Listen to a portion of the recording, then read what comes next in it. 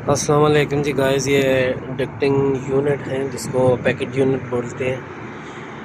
तो ये उनके कंप्रेसर वगैरह ख़राब थे, ये हमने चेंज किए हैं।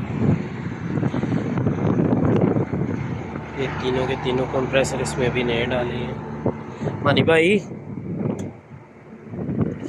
ये हमारे मानी भाई हैं जी, और ये हमारे टेक्नीशियन हैं। ये तीनों के तीनों जो पैकेज यूनिट के कंप्रेसर हैं ये हमने चेंज किए, नए डाले हैं अभी।